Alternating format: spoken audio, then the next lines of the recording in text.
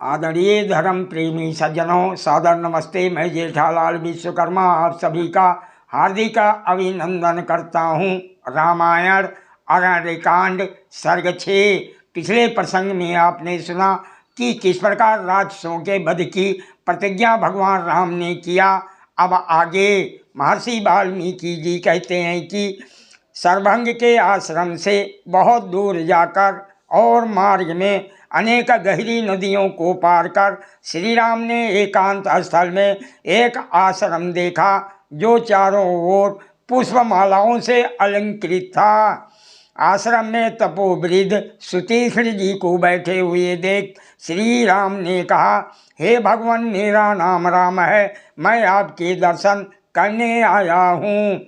धार्मिक श्रेष्ठ श्री राम को देखकर महर्षि सुतीक्ष्ण ने दोनों भुजाओं से आलिंगन करके कहा, हे धर्मचारियों में श्रेष्ठ वीर राम, आपका स्वागत है। आपने अपने आगमन से अनाथ के समान इस आश्रम को आज सनाथ कर दिया।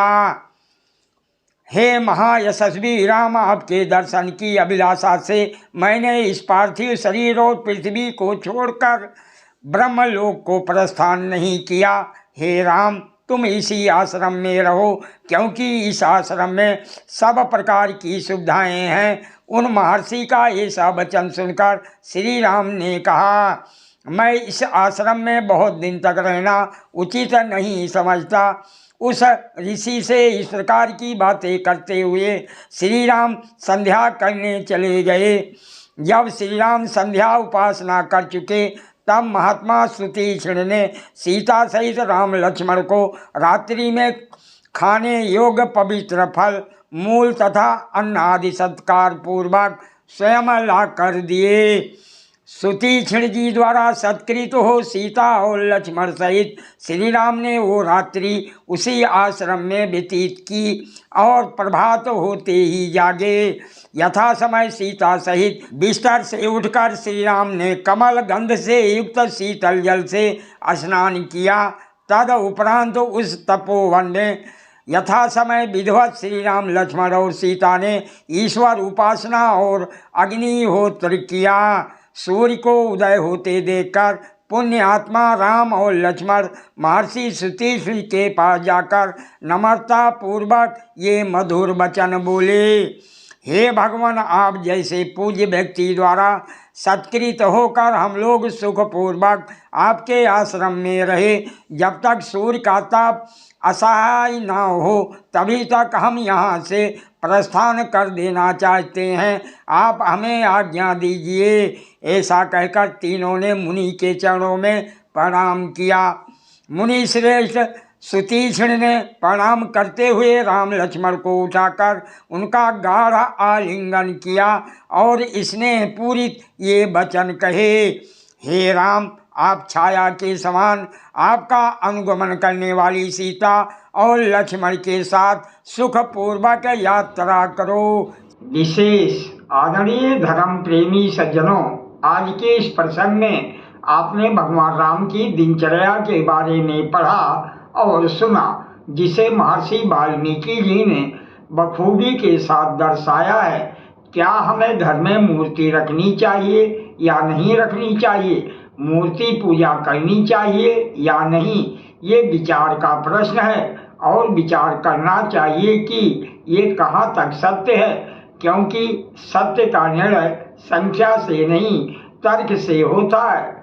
देखो, चारों वेदों में, दर्शन में, चारों पुराणों में, सतपाठ, गोपाठ, ऐत्रेय, तैत्तिरीय में, शास्त्रों में, उपनिषदों, महाभारत, गीता आदि में, वाल्मीकि रामायण में कहीं भी किसी भी ग्रंथ में मूर्ति पूजा का नामो निशान नहीं है।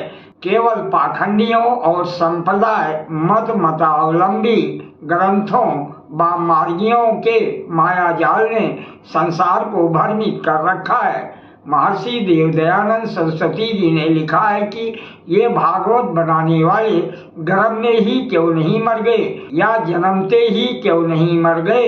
देखो, वेद परमात्मा की वाणी है। जो वेदों को नहीं मानता है वही नास्तिक है। यजुर्वेद अध्याय 32 मंत्र 3 में आया है कि ईश्वर का कोई आकार नहीं है, अर्थात उसकी कोई प्रतिमा नहीं होती है। जब वेद भगवान स्वयं आदेश दे रहे हैं तो वेद के अनुसार हमें आचरण करना चाहिए। हमारे ऋषि मुनि महापुरुष वेद आज्ञा का पालन करते थे। महाभारत युद्ध से पहले सारे संसार में सिर्फ यही धर्म था जिसे सत्य सनातन वैदिक धर्म के नाम से जानते हैं। लेकिन महाभारत के युद्ध ने ऐसा धक्का दिया कि हमारी अवनति होने लगी। जो ताकतवर हुआ वही राजा बन बैठा। सृष्टि का नियम है, अन्यायकारी विलासी का राज्य बहुत दिन तक नहीं चलता और देश गुलाम हुआ। राजा भोज के शासनकाल तक हमारे देश में संस्कृति ही बोली जाती थी। उसके बाद ऊंच नीच जन्म जाति जैसी कुरीति का जन्म हुआ। विद्या का ह्रास हुआ क्योंकि विद्या का प्रचार प्रसार ब्राह्मणों के हाथ में था। लेकिन जब वह स्वयं नहीं पढ़े तो हमें क्या पढ़ाते। अपने पैरों की पूजा कराने लगे और कहने लगे हम ही भूदेव हैं, बिना हमारी सेवा किए किसी को स्वर्ग की प्राप्ति नहीं होगी। देखो, जो केवल नाम मात्र का ब्राह्मण है उसका वाणी से भी आदर नहीं करना चाहिए, लेकिन जो वेद विद्या आदि ज्ञान विज्ञान से सबको ज्ञानवान बनाता है, प्रचार प्रसार करता है, वही ब्राह्मण है। चाहे जन्मजात से किसी भी कुल में क्यों ना जन्मा हो। यदि सच्चे ब्राह्मण ना होते तो हमें इस्लाम ईसाई आदि से बचाकर कौन रख पाता। मूर्ति घर में रखनी चाहिए, उसका आदर भी करना चाहिए। चेतन प्राणी की सेवा को ही पूजा कहते हैं। पूजा शब्द का अर्थ है सेवा, सत्कार करना। महाभारत काल में भगवान श्री कृष्ण जी की अग्र पूजा पांडवों ने किया था, जो आयु में सबसे कम थे। लेकिन उस समय श्री कृष्ण जैसा गुणवान बलवान पूरे संसार में दूसरा कोई अन्य नहीं था। हमें इतिहास को पढ़ना चाहिए, जानना चाहिए। राष्ट्रभक्ति से बड़ा कोई दूसरा धर्म नहीं होता। इसलिए भगवान राम आदि सभी रोज ईश्वर उपासना, संध्या, हवन, यज्ञ आदि किया करते थे। लेकिन आज हम केवल पाखंडियों के जाल में फंसकर मूर्तियों तक सिमट कर रह गए हैं। हम केवल चित्र की पूजा करने लगे, उनके चरित्र को भूल गए। राम की रामायण की बात नहीं मानते हैं, ना उनके जैसा अपना चरित्र निर्माण करते हैं। इसलिए संसार में अशांति है। मूर्ति पूजा आज से 2200 वर्ष पहले जैनियों ने अपनी मूर्खता से चलाई है। पूरी जानकारी के लिए सत्यार्थ प्रकाश पढ़े, भोज प्रबंध पढ़े, संजीवनी नामक ग्रंथ पढ़े, आदि गुरु शंकराचार्य जी का रचित ग्रंथ परिपूजा, चाणक्य नीति आदि ग्रंथ पढ़े। नानक जी, कबीरदास जी कभी विद्यालय नहीं गए, लेकिन इनसे बड़ा कोई समाज सुधारक आज तक नहीं हुआ है। ये भी ईश्वर उपासना किया करते थे, मूर्ति का आदर करते थे। सादर प्रणाम। जय सिया राम जी की।